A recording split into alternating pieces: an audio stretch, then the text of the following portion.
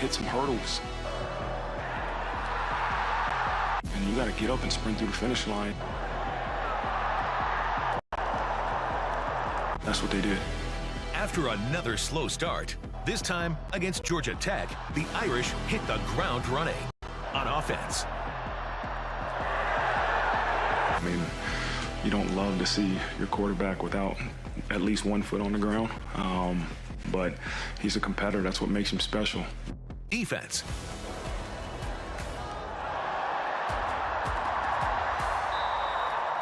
And special teams.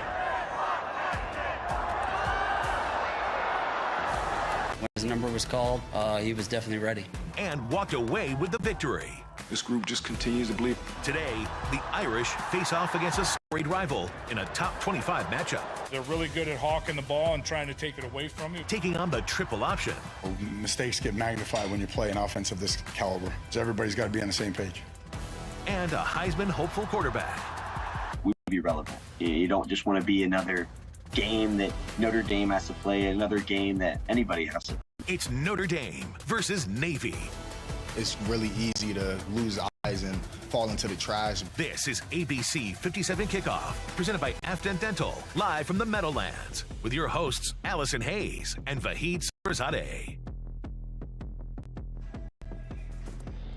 On the road again, the Irish are playing in an NFL stadium for the second straight week. This time, taking on undefeated Navy at noon right here on ABC 57. And we have got your ticket to the party. All of the pregame action right here on the field. Welcome to ABC 57 Kickoff. I'm Allison Hayes. And I'm Vahid Sadrzadeh. And does it get better than this if you're looking for a college football game on a Saturday? The storied rivalry between Navy and Notre Dame commences once again here in New Jersey. The Meadowlands in New York City. The Subway alum are going to be here. It's going to be a spectacular atmosphere, Allison, and a game that they've circled for a long time. The Navy midshipmen coming in undefeated. Yeah, and by the way, it's a beautiful day here. It is in the mid-50s right now. The sun is shining. It's a little bit breezy, but as this day goes along, it is a perfect fall day for football. And it's going to be a great one. The Irish are looking for their 6th straight victory after getting it done last week in Atlanta against Georgia Tech. Notre Dame once again getting out to a slow start, stumbling out of the gates, falling behind by a touchdown. And quarterback Riley Leonard throwing an interception, his first since week 2 against Northern Illinois. But then the Irish stepping on the gas as they've done in the previous 5 games, scoring 31 straight points and did not look back. Jeremiah Love once again scoring a touchdown for the 8th straight game, tying him for the longest such streak at Notre Dame in 25 years. Xavier Watts also adding to his interception total with another interception. And later, Don Schuler scoring a pick 6 to put the game away. Final score, Notre Dame running away with 31-13. Yeah, that's right. And this is just one of those historic rivalries, and it dates back nearly a century. Starting in 1927, they played every year up until that COVID-19 pandemic. And we all remember that blowout. And we do, yeah. And last year at Ireland, you were there, a great game, but this is a different team. This is not your father's Navy triple option team. A lot more passing, a lot more offense. So let's check in with ABC 57's LeVon Whittaker, who also joins us inside the stadium at MetLife. LeVon? Yeah, Allison, Vahid, that triple option offense of Navy, we talk about it every single season that this game rolls around the offense. It is especially unique in the college football world, and teams oftentimes have to take a little more time to prepare and get ready for that Navy triple option that includes Notre Dame. And this year, Navy is undefeated, so that playbook, that triple option playbook, has expanded. A new era of Navy midshipman football. The fundamentals of the way you defend this type of offense is different than a normal week. Navy implemented the triple option back in 2002, and they haven't looked back since. But with new offensive coordinator Drew Cronick, this isn't the same Navy the Irish faced in Dublin, Ireland last year or in years past. It's not traditional, just every play, quarterback under center, triple option. It is it's some type of option, but they can do it out of gun, under center. But the midshipmen are also getting the job done gun in the air. Mistakes get magnified when you play an offense of this caliber. I don't know what the percentage was last year, but this year they're about 45% in the gun. And that's something that I know it wasn't that percentage last year. They were some in the gun. Led by their dual-threat quarterback, Blake Horvath. They have a guy in Horvath that can make it go. Navy is fourth in scoring offense, averaging nearly 45 points per game compared to just 17 points last year. You know, talented slot backs, two really good fullbacks, a guy in the perimeter that can stretch you, so they can hit you at a lot of different angles, and obviously Horvath can beat you with his feet, with his arm. To help emulate Horvath's athleticism, Freeman is looking to former Notre Dame starting quarterback Tyler Buckner on scout team prep, which could help the inexperience of the defense. All three layers of our defense and coaching staff, leadership, players, everybody's got to be on the same page. Those layers are typically more important for the Notre Dame linebackers. Guys like Captain Jack Kaiser has been teaching the ropes to young players like Jaden Osbury, Kingston Biliamu-Asa, and Drake Bowen, who played against the triple option in high school. Just knowing how fast it's going to be from high school, you know, it's not going to be the exact same speed, but just knowing how quick it's going to happen, where you're going to have to fit, how fast you're going to be there. And then, you know, also Jack doing it for so long, that kind of helps. Well, listen, the Irish have spent so much extra time in the film room this week to prepare for Navy.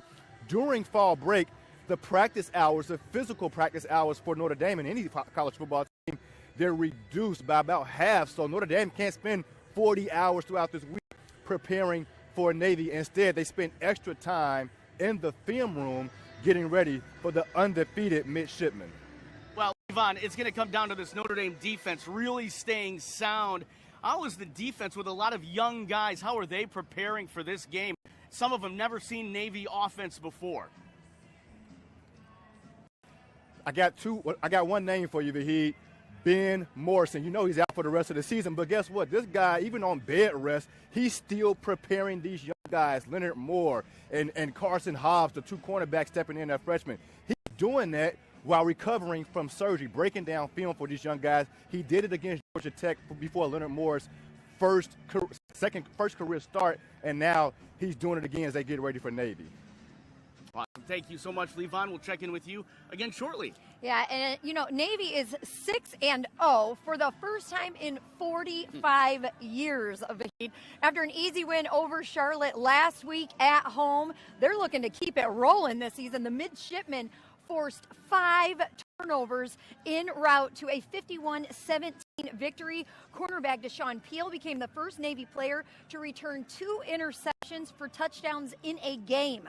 Quarterback Blake Horvath also threw for 3 touchdowns and 117 yards. Right now, he's one of only 2 FBS quarterbacks who have at least 10 touchdown passes and 10 rushing touchdowns on the season. Well, this isn't your dad's Navy offense. Again, scoring almost 45 points a game, and this is a dangerous quarterback. And paired along with that triple option, Allison, I think this defense is really going to have to play a great game for Notre Dame. That's what they say. You got to play sound assignment football. Yep. Don't get caught up in any of the trickery. It'll be interesting to see how the young guys respond to that. We are just getting started here on ABC57 Kickoff, live from the Meadowlands. The voice of Navy football coming up next joins us live with a breakdown of this midshipman team and where they could give Notre Dame some problems. But first, here's a sneak peek at what's coming up through our 2 hours here on ABC 57 Kickoff.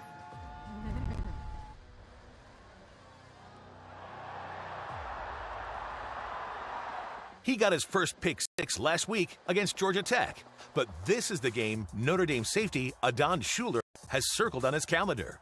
Been a dream my whole life to play here. And he'll have a crowd of supporters cheering him on. I call it my village. Full circle. Super Bowl champion Howard Cross knows a thing or two about playing at the Meadowlands. Now it's his son's turn. The New York Giants legend joins us live. Plus, forget about it. Meadowlands, home of the Jets and the Giants. Jets and the boys in blue. We hit the streets of New Jersey for a little pregame fun. Pictures of courage. Just a scratch. Never got anything serious. I was always lucky. He may be a lifelong Notre Dame fan, But for one Purple Heart veteran, today is all about honoring the commitment he made to our country. And you have guys at your legs the entire time, just diving at your knees, crawling at your knees. Golic in a golf cart is back. The Notre Dame and broadcasting legend breaks down the challenges of the triple option.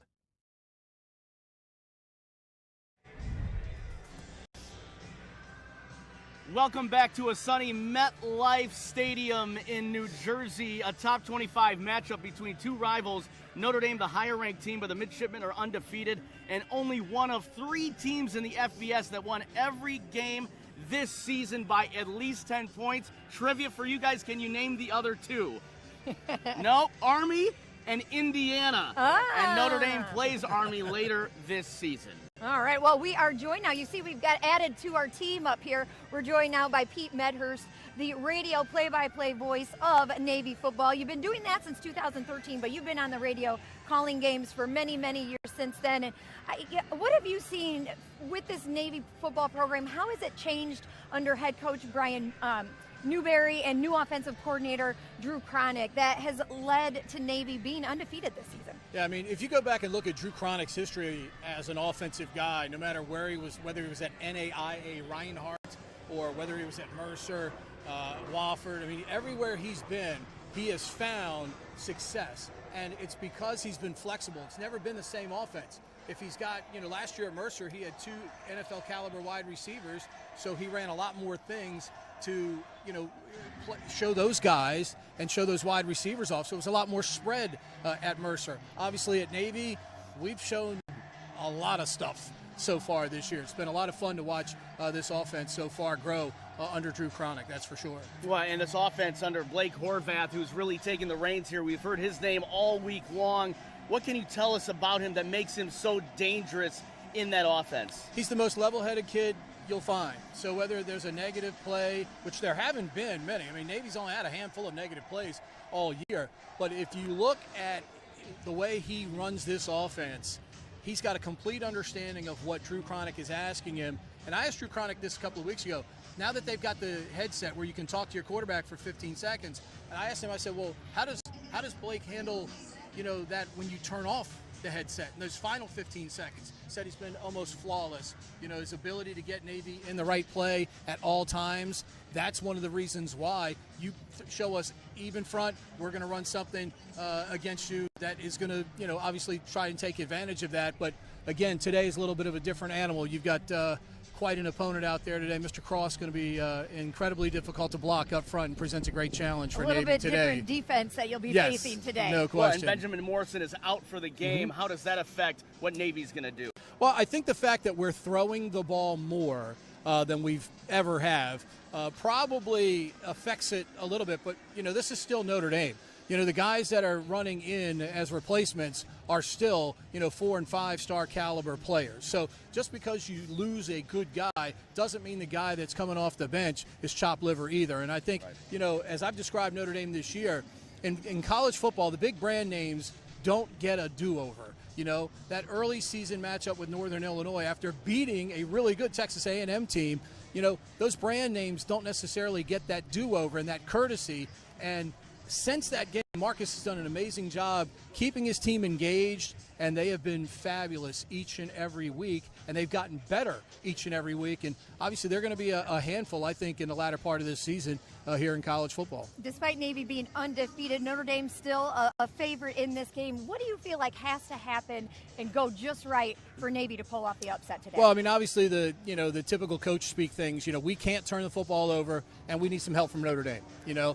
I did Riley Leonard's Military Bowl game 2 years ago and got a great chance to, know him a little bit the week of that game. And he's such I describe him almost like Blake Horvath, level-headed guy, is not going to panic in, any third and long situation. We've seen him be a willing runner for the Irish so far this year. And when you have to game plan for 11 guys as opposed to just 10, where the quarterback is just a statue, that's easier for defenses. But when you've got a plan for Riley Leonard escaping the pocket, he's the guy that on 3rd and 5 gets 6 and breaks your team's heart, and all of a sudden you've been on the field for 12 or 13 plays, and it becomes a 6-minute drive, and it wears your defense down. So when the opportunity comes to get him off the field today, that's one of the biggest things, I think, for Navy in this game.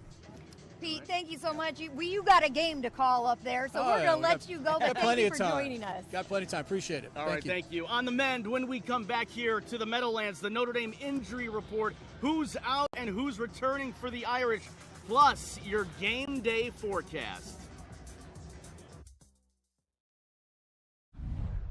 Meteorologist Dave Caulfield here, checking in on the Notre Dame and Navy forecast. Should have temperatures in the 60s throughout the game, starting off in the mid-60s, highs by the time we get to about halftime or so in the upper 60s with a mixture of sun and clouds, a little bit more sunshine possible by later on in the day between the contests of Notre Dame and Navy. Now, I have been to MetLife Stadium, or formerly Giant Stadium, a number of times. I grew up just about 15 minutes away from where this game is being played, and one thing I'll tell you is it can get pretty windy inside that stadium, and wind gusts could be an issue, especially as we head closer to the second half with gusts of 20 to 25 miles per hour near MetLife Stadium in East Rutherford. So that will be something to watch as we head into game time. It could affect the kicking game and possibly even the passing game in some cases.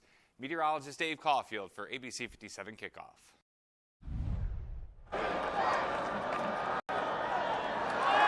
But Ben told me is don't think about it like you're a freshman, but like just think about it, you going out there and playing football. Don't give yourself any excuses. Just go out there and guard your man. Like he's in surgery, he's going through it, but he's still taking his time to talk to me. Like he sent me a message before the game. Oh, captain, my captain, All-American Ben Morrison may be out for the season with a hip injury, but he's still doing all he can to help this young Irish defense, sending words of encouragement to quarterback Leonard Moore from the hospital. The true freshman stepped in last week, had 7 tackles, 2 pass breakups last week against the Yellow Jackets in only his second start. The Irish have definitely are living by that mantra this season of basically next man in, Allison. And that's the way it goes, right? Yeah. It's college football. It's midway through the season. Let's take a look at Notre Dame's On the Mend injury report for today's game against Navy. The Irish may be without field goal kicker Mitch Jeter for a second straight game. Jeter missed last Saturday's game against Georgia Tech with a hip injury and only had 1 kickoff against Stanford. Safety Tay Johnson also remains sidelined. He hurt his foot in fall camp and had to have surgery, but the Irish do expect to get him back sometime this season. The good news, Billy Shrock is expected to play today. Still TBD, Coach Freeman tells us on his role. Shrock started the first 3 games at right guard before spraining his ankle at Purdue. Well, it will be interesting to see how they integrate Shrock back into the mix. Right. You got Rocco Spindler, who's been playing pretty well in the position so far in his absence. Well, today is the last impression Notre Dame can make with the College Football Playoff Committee before the first rankings are going to be released. And Pete Sampson will join us here on the other side of the break. But first, we all want to take a moment to remember ABC 57 anchor Jennifer Copeland, who passed away, our colleague, after a brave fight with a rare form of ovarian cancer. A beloved and respected member of our community, she was just 46 years old. Memorial contributions in Jennifer's name can be made to the GCS Project, a nonprofit dedicated to finding a cure.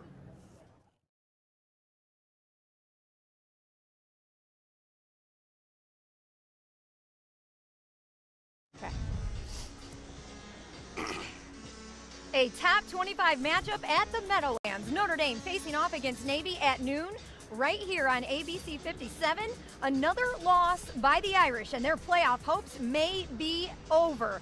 But if Navy wins, the undefeated midshipmen could enter the playoff discussion. Welcome back to ABC 57 Kickoff. To talk more about that with us now is what we can expect from today's game is Pete Sampson from The Athletic. Thank you for joining us again, pleasure. Pete. We love having you on. Let's get right into it. Look, give me some numbers here. The Navy quarterback, Blake Horvath, a dual threat, averaging 148 passing yards with 10 touchdowns through the air. He also has 103 rushing yards with 10 touchdowns on the ground. His numbers really aren't that far off from Riley Leonard. but Blake is celebrated for it while Riley Leonard is criticized for it. Yeah, well, I mean, welcome to Notre Dame, where, you know, the goal is to play for a national championship or make the playoff. Navy is sort of like this upstart, inspiring story. And, you know, to Horvath's credit, if he passed more, if he had enough attempts to qualify for the national rank, he actually would be number one in the country in pass efficiency. So what he's doing is incredible. I mean, they're sort of like the unexpected upstart story, easy to get behind. You know, I think with Riley Leonard, big transfer, big name, big program, huge expectations. I think we're certainly much more of a nitpick approach with Riley Leonard than we are with Horvath. Well, and as the offensive line goes, so does Riley Leonard. This offensive line has been piecemeal all year long. How do you think they're progressing? They're so young up front. Yeah, I think they've been adequate. I'm not sure I'd go a whole lot farther than that. I do think Pat Coogan at center has played really well since he came in, you know, in place of injury there. I do think getting Billy Shrock back, whether that's today or after the bye at guard, will be critical.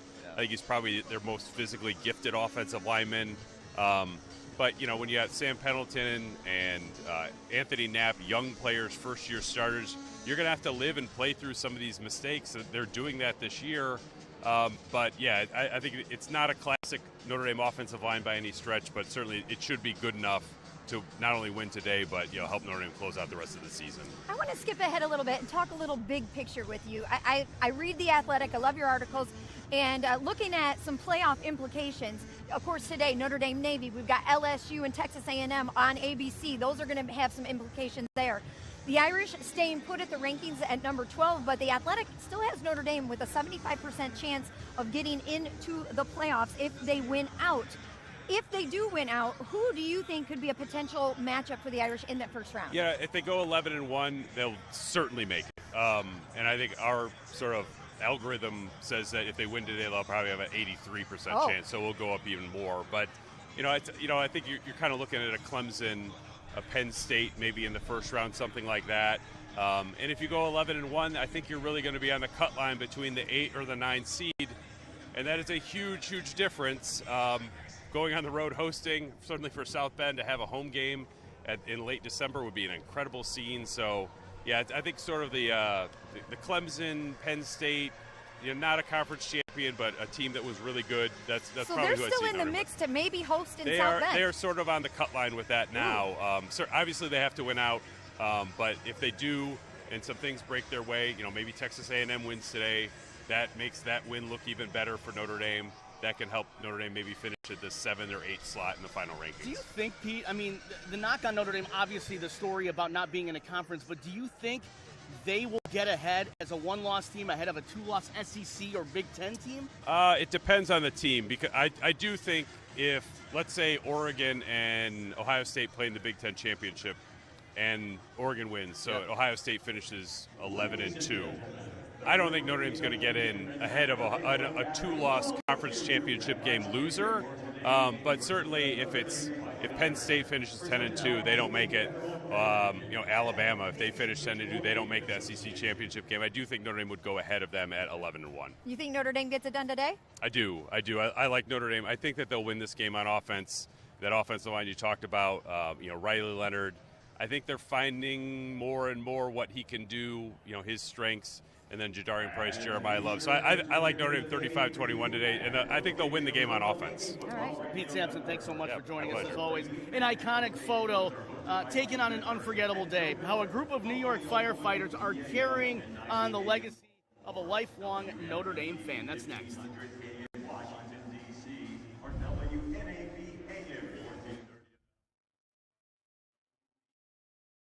These streets will make you feel brand new.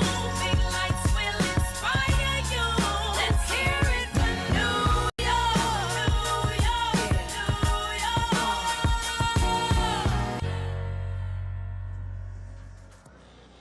York. Welcome back to ABC57 Kickoff. We are live here at Met Stadium, Notre Dame and Navy, just moments away from being able to take field and put this top 25 showdown on display for all fans to see. Yeah, it should be a good matchup.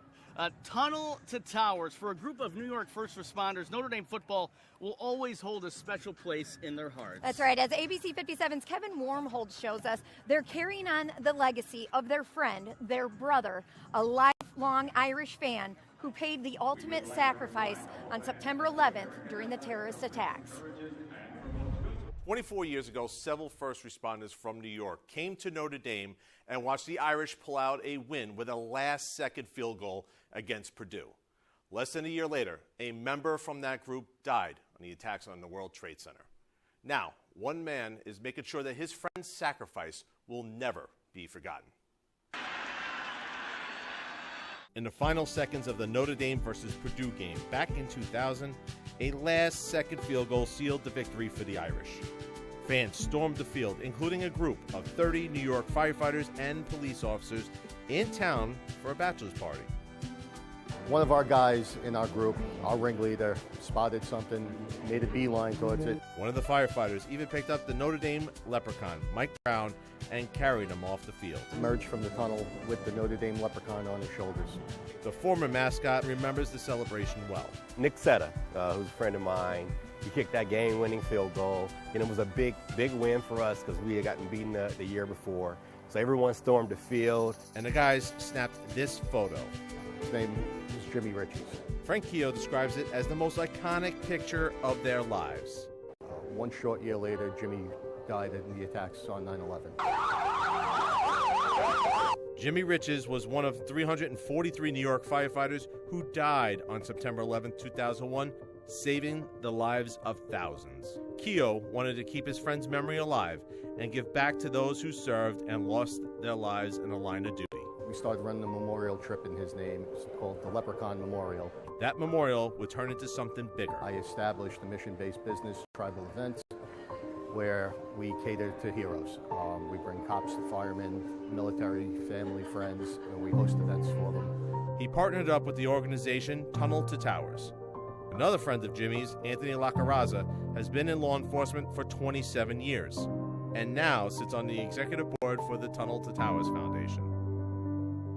This foundation is based on never forgetting those who serve and the families that are left behind in case they paid the ultimate sacrifice. So coming here has a lot of meaning for me. Both Keogh and Lacaraza came back to Notre Dame last October with friends, family, and fellow first responders to raise money for Tunnel to Towers and celebrate the legacy of their friend, Jimmy Riches.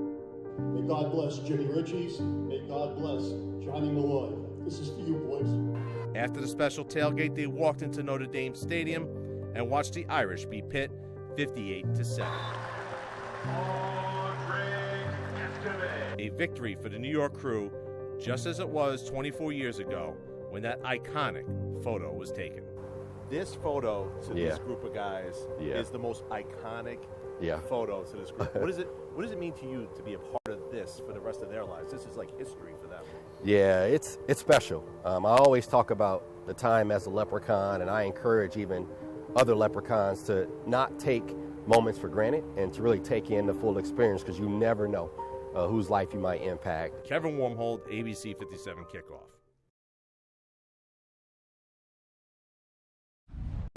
Well, here now with Nick McCloud, of course, a former Notre Dame cornerback. You made your way here to the Giants. Just to kind of start us off, take us through your journey a little bit of, just one season at Notre Dame in 2020, and you've worked your way up and really coming into your own here with the Giants. Like you said, I started my career at NC State.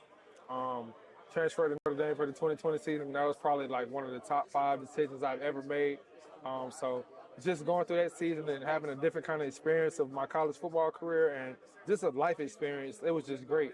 And, just taking the qualities and everything that I've learned from the time I was brought up to the time I came through Notre Dame and just keep going till I got to this point.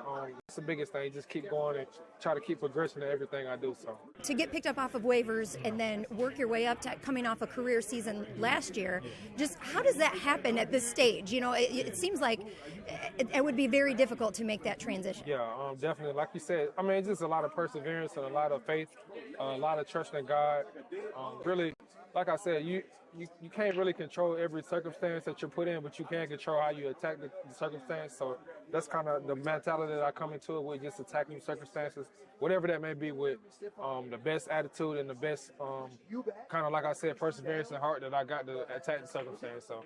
Well, you're an expert now at this position. I'm going to let LeVon take this part, but we're transitioning now to this game we're here in town for. Yeah, X's and O's, man. When it comes to this Notre Dame defense, they're top 10 in the country, and they've done it with some very young guys due to injuries. I'm sure you've heard of the name Benjamin Morrison, out for the season, but now there's a young guy in his position named Leonard Moore, a freshman, and that's kind of where they thrived at. I'm going to line us up here, man. I'll play receiver. You're going to play your natural position as a cornerback. Now, if I'm running a post or something, I guess what's the difference? As a field or boundary cornerback, what do you do as a cornerback when the receiver's coming at you, running the post or taking that corner? I would say in the boundary, it's going to be a lot less condensed, a lot less space. So in the boundary, like, you're going to see a lot of times guys going to be pressed up in the boundary, trying to get their hands on the guys to eliminate the field. And then when you transition to the field corner, that's when a lot of times you see guys playing off coverage, just trying to get themselves a better chance to cut the field off and things of that nature. But really, like, to sum it all up, just more aggressive in the boundary and more kind of like on top to the field, you know what I'm saying? So and allowing that safety to kind of, be your helping hand over top. Yeah, okay, that makes sense. Well, Notre Dame has done that very well, and the guys like Adon Shula and Xavier Watts have benefited from that with 2 interceptions each this season. Yep, definitely. Now, you've had experience playing that triple option against Navy. How difficult is that to defend?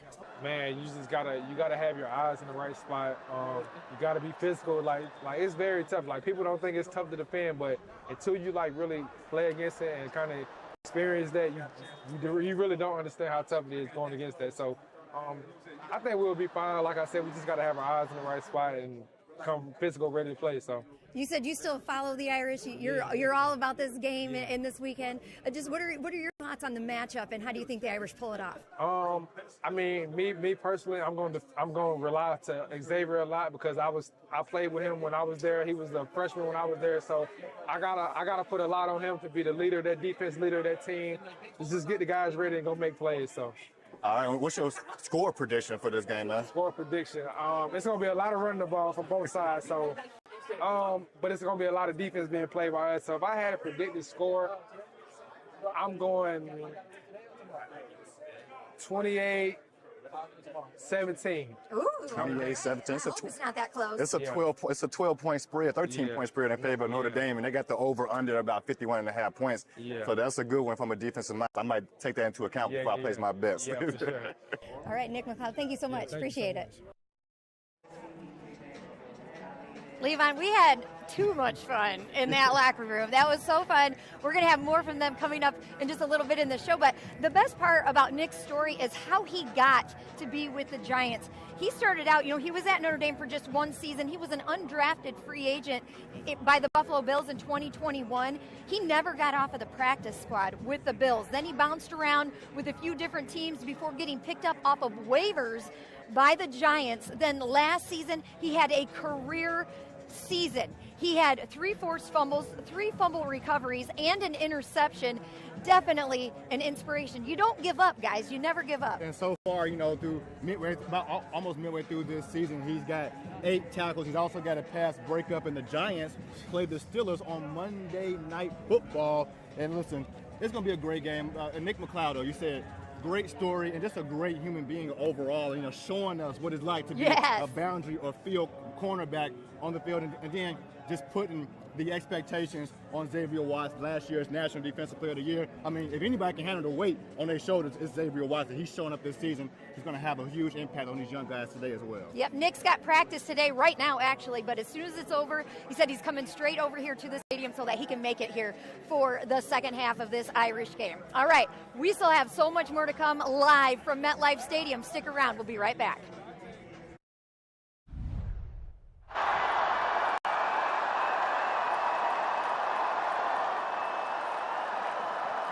A lot of guys, even on the punt fake, were texting after the game, hey, coach, I can't believe, we ran it, everything.